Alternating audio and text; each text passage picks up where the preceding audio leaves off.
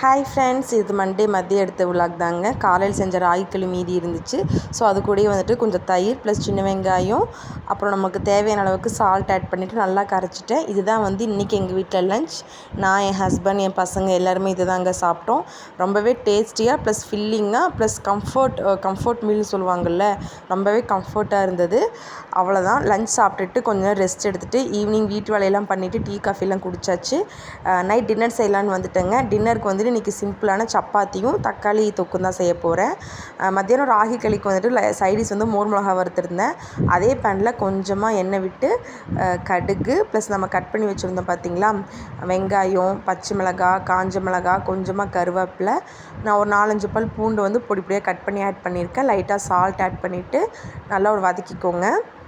வதக்கிட்டு அதே எண்ணெயிலேயே வந்துட்டு கொஞ்சமாக வரமிளகாத்தூள், மஞ்சள் தூள் ப்ளஸ் வந்து லைட்டாக பெருங்காயத்தூள் வந்து ஆட் பண்ணிட்டேங்க.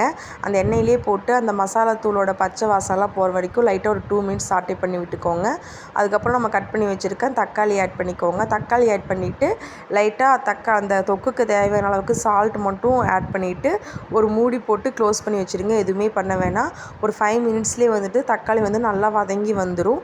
ஃப்ளேம் வந்து ஒரு மீடியம் டு ஹை ஃப்ளேம் வந்து நான் வச்சுக்கிறேன். வச்சுட்டு ஒரு 5 மினிட்ஸ் வந்து டிஸ்டர்ப் பண்ணாமல் அப்படியே விட்டுட்டா தக்காளி வந்து நல்லா அந்த மாதிரி வதங்கி வந்துடுங்க.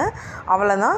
ஒரு நல்லா மிக்ஸ் கொடுத்துட்டு எகைன் க்ளோஸ் பண்ணிவிட்டு ஒரு 2 மினிட்ஸ் க்ளோஸ் பண்ணி வச்சா வந்து சூப்பரான நம்ம தக்காளி தொக்கு ரெடி ஆயிடுச்சுங்க. பாருங்கள் எவ்வளோ அழகாக ரெடியாகி வந்திருக்கு. இது வந்து இட்லி, தோசை, சப்பாத்தி 3க்குமே செம்ம சைடு சூப்பராக இருக்கும். ரொம்பவே சிம்பிளும் கூட. பேச்சுலர்ஸ்லாம் கண்டிப்பாக ட்ரை பண்ணி பார்க்கலாம். அவ்வளோதான். இன்றைக்கி எங்கள் வீட்டில் டின்னர் வந்துட்டு சப்பாத்தி, தக்காளி தொக்கு.